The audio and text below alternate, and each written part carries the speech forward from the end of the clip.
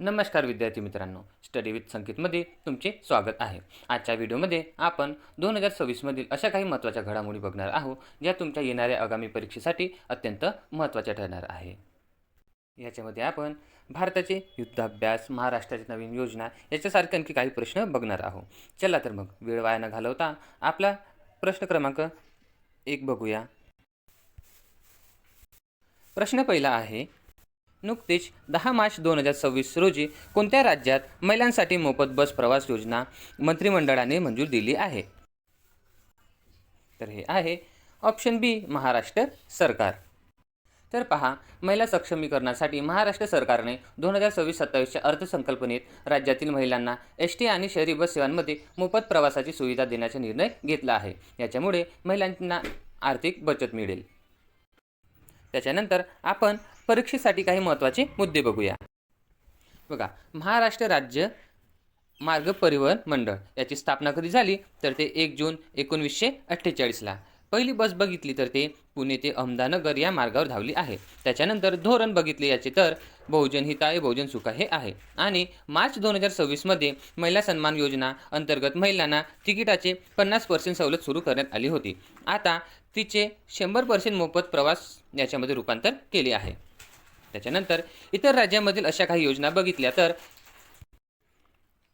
कर्नाटकमध्ये आहे शक्ती योजना, तर तेलंगणामध्ये महालक्ष्मी योजना सुरू केली आहे। आणि दिल्लीमध्ये बघितलं तर महिलांसाठी मोफत गुलाबी तिकीट योजना सुरू केलेली आहे। आणि बघा, संविधानिक संदर्भात बघितलं तर कलम 15मध्ये राज्यघटनेचे राज्याला महिला आणि मुलांसाठी विशेष तरतूद करण्याचे अधिकार आहे। निर्णय याच कलमाच्या अंमलबजावणीचा एक भाग मानला जात आहे। आता प्रश्न क्रमांक 2 बघूया। भारताचे डिजिटल पेमेंट इन्फ्रास्ट्रक्चर म्हणजे UPI कोणत्या ऐतिहासिक टप्प्यावर पोहोचले असून हा एका महिन्यात किती अब्ज व्यवहार पार पडला आहे? तर किती पडला आहे विद्यार्थी मित्रांनो? हे आहे ऑप्शन सी, 15 अब्ज। तर बघा, भारताची डिजिटल पेमेंट प्रणाली म्हणजे UPI जागतिक स्तरावर आपला ठसा उमटवला आहे। मार्च 2026 भारताने एका महिन्यात 15 अब्ज व्यवहाराचा टप्पा गाठलेला आहे, जे डिजिटल इंडिया मोहिमेचे मोठे यश मिळाले आहे।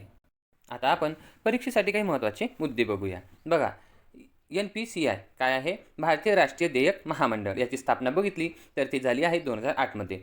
भारतीय रिझर्व्ह बँक आणि भारतीय बँकाच्या संघ यांच्याद्वारे याची स्थापना केली। याचे मुख्यालय बघितले तर ते आहे मुंबई। आणि याचे कार्य काय आहे? भारतातील सर्व किरकोळ पेमेंट प्रणाली जसे की UPI, IMPS, रुपी पे आणि AEPS याच्यावर नियंत्रण करण्याची सर्वोच्च संस्था आहे। त्याच्यानंतर UPI बद्दल माहिती बघितली तर UPIची सुरुवात 11 एप्रिल 2016 झाली। आणि याचे तंत्रज्ञान बघितले तर हे IMPS म्हणजे काय होते? इमिडिएट पेमेंट सर्व्हिसवर आधारित आहे। याचे वैशिष्ट्य 24/7 आणि 365 दिवस तत्काळ पैसे पाठवण्याची सोय आहे। बघा, पहिली UPI बँक बघितली तर ते आहे UPI सेवा सुरू करणारी पहिली बँक आंध्रा बँक। त्याच्यानंतर बघा, पहिला देश ज्याने UPI स्वीकार केले आहे ते आहे भूटान। त्याच्यानंतर 2024-25 पासून 10हून अधिक देशांनी अनिवासी भारतीय आहेत त्यांना आंतरराष्ट्रीय मोबाईल क्रमांकावरून UPI वापरण्याची परवानगी दिली आहे। आता आपण प्रश्न क्रमांक 3 बघूया। 2026च्या ICC पुरुष T20 विश्वकपाचे विजेतेपद कोणत्या देशाने पटकावले आहे? तर कोणी जिंकला आहे? Option C, Bharat. पहा, 2026च्या T20 विश्वकप भारत आणि श्रीलंका यांनी संयुक्तपणे आयोजित केला होता। अंतिम सामन्यात भारताने न्यूझीलंडचा पराभव करून दुसऱ्यांदा हे विजेतेपद पटकावले आहे। भारताच्या या संघाने उत्कृष्ट कामगिरी केल्यामुळे हा यश मिळालेला आहे। आपण आता परीक्षेतील काही महत्त्वाचे मुद्दे बघितले तर बघा, ICC इंटरनॅशनल क्रिकेट काउन्सिल याची स्थापना बघितली तर ते आहे 15 जून 1909 याचे मुख्यालय आठवून ठेवा, भरपूरच्या एक्झाममध्ये विचारलं गेलेलं आहे। याचे मुख्यालय बघितलं तर ते आहे दुबई। त्याच्यानंतर आता अध्यक्ष आहे जय शहा यांनी आपला पदभार कधीपासून सांभाळले आहे? डिसेंबर 2024 पासून। त्याच्यानंतर आपण T20 विश्वकप इतिहासाबद्दल बघितले तर पहिला T20 विश्वकप 2007मध्ये दक्षिण आफ्रिकेत खेळला गेला होता आणि याचे विजेते बघितले तर भारत होता आणि याच्यामध्ये कर्णधार आहे MS धोनी. तर उपविजेता टीम बघितले तर ते पाकिस्तान होती आणि सर्वात जास्त वेळा विजेता म्हणून आता भारत झालेला आहे आणि त्याच्यानंतर वेस्ट इंडिज, इंग्लंड हे आहेत.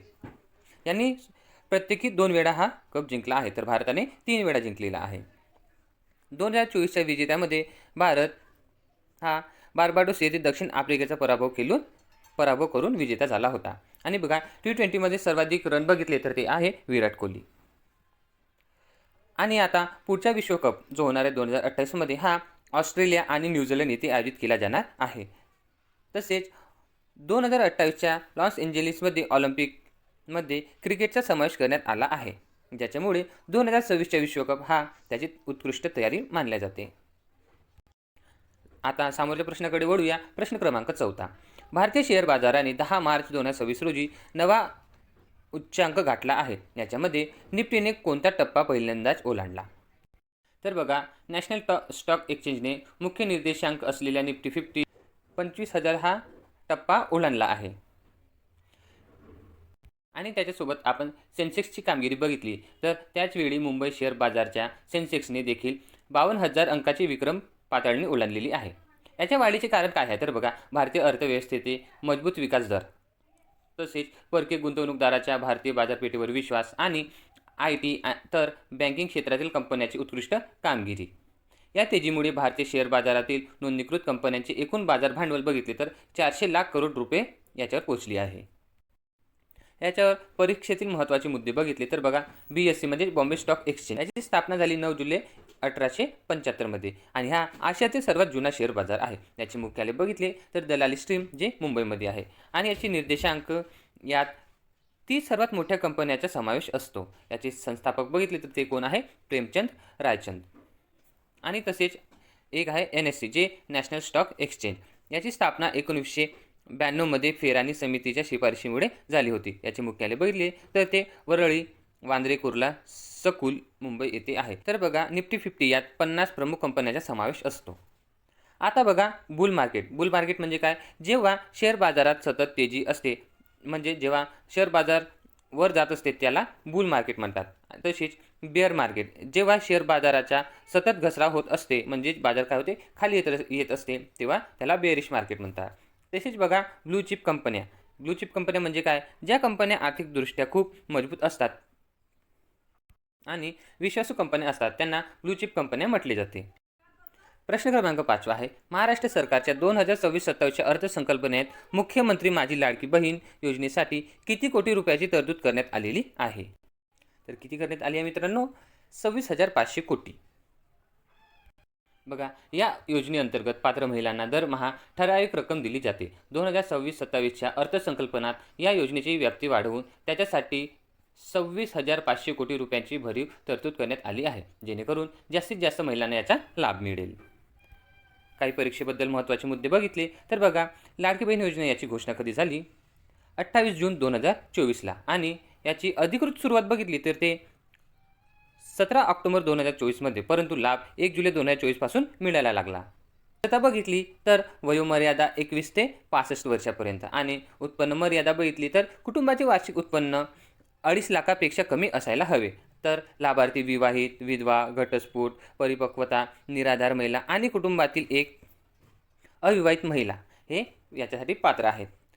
तसेच बघा, लेक लाडकी योजना मुलींच्या जन्मानंतर टप्प्याटप्प्याने 75,000 ते 1,01,000 रुपयापर्यंत मदत ही महिला. आणि त्याच्यानंतर दुसरी आहे महिला सन्मान योजना. याच्यामध्ये मार्च 2026 पासून ST बसमध्ये प्रवास 50% सवलत मिळाली होती, पण आता ते मोफत झालेली आहे. तसेच एक योजना बघितली ते आहे लखपती दिदी. 2026-27 पर्यंत महाराष्ट्रामध्ये 25 लाख महिलांना लखपती दिदी बनवण्याचे सरकारचे उद्देश आहे. चला, प्रश्न क्रमांक 6 बघूया. नैसर्गिक शेतीला प्रोत्साहन देण्यासाठी महाराष्ट्र सरकारने किती हेक्टर क्षेत्रात उपक्रमाखाली आणण्याचे उद्दिष्ट ठेवले आहे? तर बघा, रासायनिक खताचा वापर कमी करण्यासाठी आणि जमिनीच्या पोत सुधारण्यासाठी महाराष्ट्र सरकारने 5 लाख हेक्टर नैसर्गिक शेतीखाली आणण्याचे उद्दिष्ट ठेवले आहे. याच्यासाठी शेतकऱ्यांना विशेष प्रशिक्षण आणि अनुदान दिले जाणार आहे. तर आपले उत्तर काय आहे? ऑप्शन बी, 5 लाख. बघा, परीक्षेबद्दल महत्त्वाचे मुद्दे बघितले तर जे नैसर्गिक शेतीचे जनक म्हणून कोणाला ओळखले जाते तर ते पद्मश्री सुभाष पालेकर यांना ओळखले जाते. यांनी शून्य बजेट नैसर्गिक शेती याची सुरुवात केली होती. ते बघितले मुख्यतः महाराष्ट्रातील अमरावती जिल्ह्याचे आहेत. पहिली नैसर्गिक शेती बघितली तर ती कोणी सुरू केली? सिक्कीम. सिक्कीम हे भारतातील आणि जगातील पहिले 100% सेंद्रिय राज्य आहेत. नैसर्गिक शेती आणि सेंद्रिय शेती यात तांत्रिक फरक असला तरी दोन्ही रासायनिक खतामुक्त शेतीचे प्रकार आहेत. आणि बघा, अर्थसंकल्पीय इतर कृषी घोषणा त्या बघितल्या तर पुण्यश्लोक अहिल्यादेवी होळकर शेतीकरिता कर्जमाफी योजना 30 सप्टेंबर 2025 पर्यंत 2 लाख रुपयांचे पीक कर्ज माफ. तसेच जे नियमित कर्ज परतफेड करतात त्या शेतकऱ्यांना 50,000 रुपये अतिरिक्त अनुदान दिले जातील. आणि बघा, कृषी न्याय आधार धोरण बघितले तर शेतीमध्ये कृत्रिम बुद्धिमत्तेचा वापर करण्यासाठी स्वतंत्र धोरण जाहीर करणारे महाराष्ट्र हे पहिले राज्य ठरले आहे. त्याच्यानंतर प्रश्न क्रमांक 7 बघितला तर महाराष्ट्र सरकारने कोणत्या 2 शहरांमधील दळणवळण सुधारण्यासाठी शिरूर छत्रपती संभाजीनगर ग्रीनफील्ड एक्सप्रेसचे दुसऱ्या टप्प्याला मंजुरी दिली आहे? तर ते आहे पुणे आणि छत्रपती संभाजीनगर.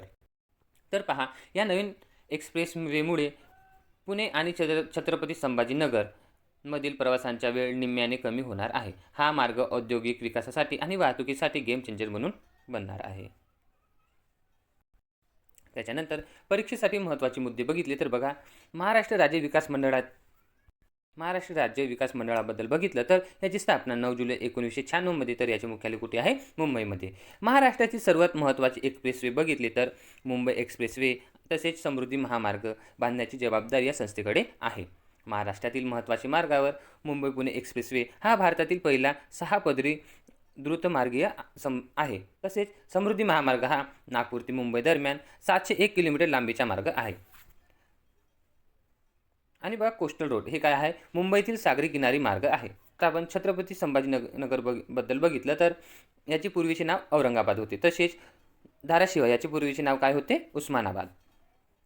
आता यांचे नाव चेंज झाले आणि हे परीक्षेमध्ये विचारले जातात. प्रश्न क्रमांक 8 बघूया.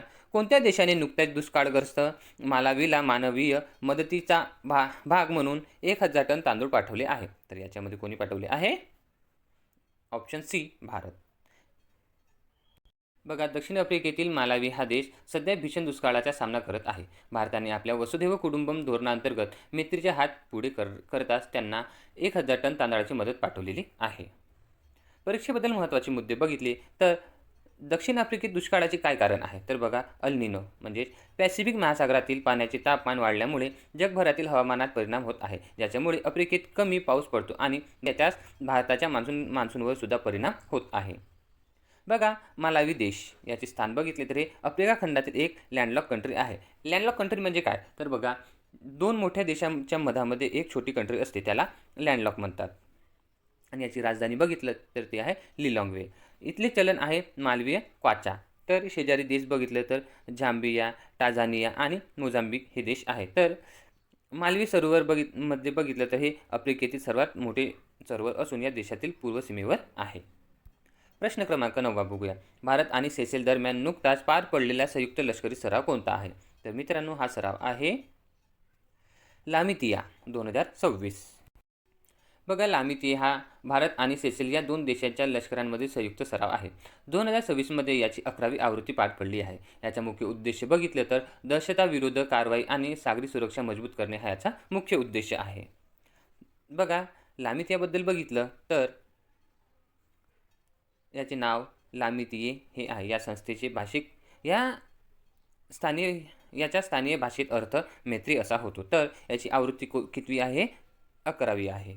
बघा, याच्यामध्ये भारतीय सैन्य आणि सेशेलचे डिफेन्स फोर्सेस यांचा सहभाग आहे. याचे मुख्य उद्देश काय आहे? दोन्ही देशाच्या सैन्यामध्ये सहकार्य वाढवणे, तसेच दहशतवादाविरुद्ध कारवाईचा सराव करणे आणि सागरी सुरक्षा मजबूत करणे याचा मुख्य उद्देश आहे. महत्त्वाचे म्हटले तर हिंदी महासागरातील क्षेत्रात भारताचे धोरणात्मक स्थान मजबूत करण्यासाठी हा सराव अत्यंत महत्त्वाचा मानला जातो. तसेच आपण भारताचे काही युद्ध अभ्यास बघितले तर सूर्यकिरण भारत आणि नेपाळ यांच्यामध्ये होतो. तर गरुड शक्ती सराव हा भारत आणि इंडोनेशियामध्ये, तर हँड इन हँड हा चायनासोबत आहे.